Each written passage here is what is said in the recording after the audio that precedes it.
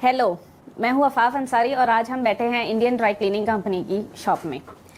आज हम सीखेंगे लॉन्ड्री और ड्राई क्लीनिंग का बिजनेस हम कैसे स्टार्ट कर सकते हैं और इस बिजनेस में क्या क्या चीज़ों की ज़रूरत होती है और ये बिजनेस कैसे ग्रो करता है और इसमें आगे कैसे बढ़ना है और एक्सेल कैसे करना है विद सक्सेस। स्टार्ट करते हैं थोड़ा सा लॉन्ड्री और ड्राई क्लीनिंग इंडिया में किस सिनेरियो पे था और कैसा है और उसका सिनेरियो क्या होने वाला है, इसका थोड़ा सा एक पिक्चर हम डिस्कस कर सकते हैं। यहाँ पर हमने देखा है सदियों से हिंदुस्तान में धोबीज जो है वो घर आया करते थे, कपड़े लेकर जाया करते थे, 2-4 दिन 5 दिन 6 दिन या हफ्ते भर का एक पूरा लोड वो क्लीन करके 6-7 दिन के बाद आपको लाकर दिया करते थे। उसमें वो धुलाई करते थे, प्रेस करते थे।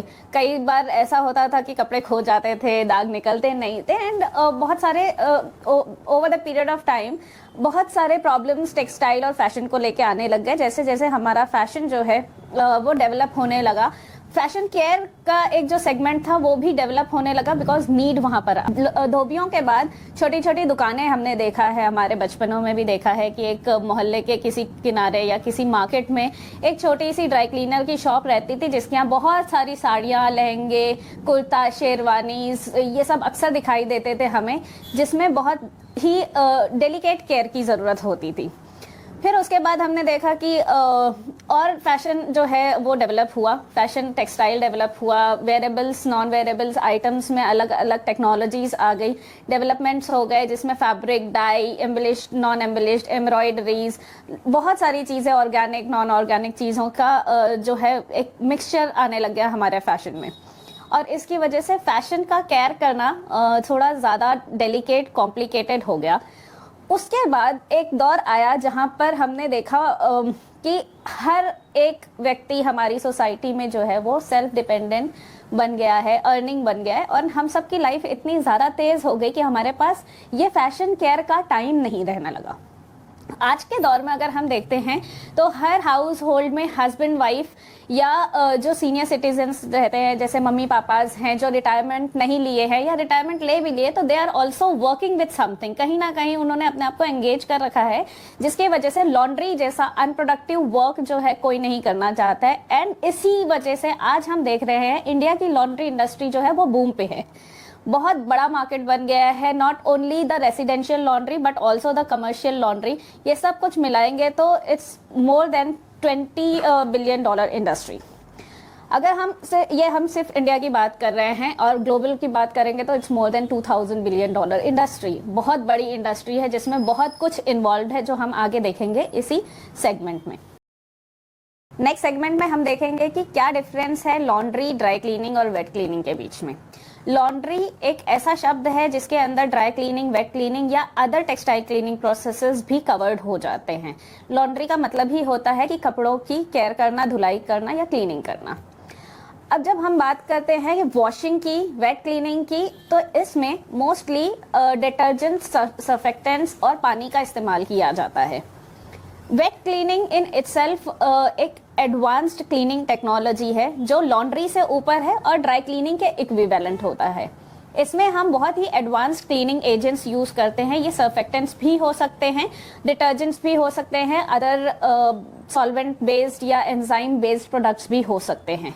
ये प्रोसेस्ड प्रोडक्ट्स होते हैं जिसके थ्रू हम पानी को मिलाकर एक सही मात्रा में पानी को मिलाया जाता है। वॉशिंग की तरह कपड़ों के लिए पूरी तरह से जो पानी यूज किया जाता है उस तरह से वेट क्लीनिंग में नहीं यूज किया जाता है।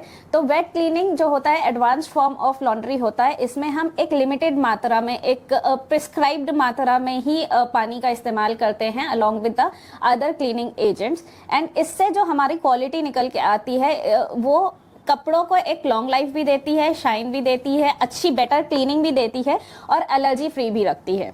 जबकि हम जब ड्राई क्लीनिंग की बात करते हैं तो ड्राई क्लीनिंग एक प्योरली सॉल्वेंट बेस्ड प्रोसेस होता है। जब हम सॉल्वेंट की बात करते हैं तो सॉल्वेंट्स जो होते हैं वो आपके पेट्रोलियम या क्रूड ऑयल से जो एक्सट्रैक्टेड बाई प्रोडक्ट्स होते हैं उससे सॉल्वेंट्स क्रिएट किए जाते हैं। सॉल्वेंट्स के बहुत सारे अलग अलग ग्रेड होते हैं, बहुत सारे अलग अलग प्रकार होते हैं, जो कैटेगरीज हम आगे चल के अपने कोर्स में और समझेंगे इसको डिटेल में।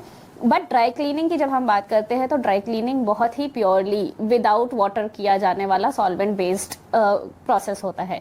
90% सॉल्वेंट यूज़ किया जाता है, पानी का इस्तेमाल इसमें भी होता है बट बहुत ही लिमिटेड, बहुत ही कम पानी का इस्तेमाल किया जाता है। लॉन्ड्री हो या वेट क्लीनिंग हो या ड्राई क्लीनिंग हो, इन सब के लिए डेडिकेटेड मशीनरी होती है, डेडिकेटेड स्किल प्रोग्राम होता है और डेडिकेटेड मैन पावर होता है। आप किसी एक मशीन को हाइब्रिड मॉडल पे चलाना चाहेंगे तो उसके भी बहुत सारे प्रोसेसेस हैं, अपग्रेडिंग प्रोग्राम्स होते हैं जो टेक्निकल लेवल पे हम समझेंगे आगे चल के। ये बेसिक डिफरेंसेस होते हैं हमारे 3 अलग अलग सेगमेंट्स के। ड्राई क्लीनिंग हो या लॉन्ड्री हो, इसमें और आगे चल के सेगमेंट्स होते हैं जैसे गारमेंट क्लीनिंग। गारमेंट क्लीनिंग या टेक्सटाइल क्लीनिंग में आता है जो हमारे पहनने वाले गारमेंट्स होते हैं, जो हम पहनते हैं, जिनको हम वेयरेबल गारमेंट्स होते हैं, उनका क्लीनिंग, उसका प्रोसेस कम्प्लीटली अलग होता है। जो नॉन वेयरेबल होते हैं जैसे कर्टन्स हो गए, सोफा कवर्स हो गए, आपके बेड लिनन्स हो गए, बाथ लिनन्स हो गए, इन सब चीज़ों का जो क्लीनिंग सेगमेंट होता है वो कम्प्लीटली डिफरेंट होता है। उसमें अलग मशीनों की भी रिक्वायरमेंट हो सकती है। आप सेम मशीन्स के साथ भी कुछ प्रोसेसेस क्लियर कर सकते हैं, कुछ प्रोसेसेस हैंडल कर सकते हैं। सो ये हो गया आपको बेसिक डिफरेंसेस जो मैंने आपको अभी बता दिया। बिजनेस जो है लॉन्ड्री और ड्राई क्लीनिंग का, ये किन मॉडल्स पे आधारित होता है? अगर हम बात करें कि हमें खुद से बिजनेस करना है, खुद लॉन्ड्री और ड्राई क्लीनिंग का एक सेटअप लगाना है, बिजनेस स्टार्ट करना है, तो हमें इस चीज़ में फुल फ्लेज्ड एक्सपीरियंस की ज़रूरत होती है। हम अगर आज रिसर्च करते हैं, बेसिक रिसर्च करते हैं और फिर हमने अपना एक छोटा सा बिजनेस स्टार्ट किया, तो हो सकता है, पॉसिबल है कि हम बहुत सारा कैपिटल लॉस कर सकते हैं उसमें, क्योंकि 6 महीने के एक्सपीरियंस में ज़रूरी नहीं है कि हमें सब कुछ समझ में आ जाए इस बिज़नेस को लेकर। मैं पर्सनली अपने बारे में बताऊं तो मुझे इस इंडस्ट्री में ऑलमोस्ट 11-12 साल का एक्सपीरियंस अब हो गया है और इंडस्ट्री में 10 साल कंप्लीट करने के बाद मैंने आईडीसी का फाउंडेशन रखा या आईडीसी को कॉन्सेप्चुअलाइज करके उसको स्टार्ट किया था। But see, there is always something to learn about in this industry. This industry is a very vast industry. This work, this business has a lot of experiences that will be given to you every day. 2 business models पे हम इसमें business start कर सकते हैं। एक होता है self owned, self run laundry and dry cleaning business, एक होता है फ्रेंचाइजी बिजनेस।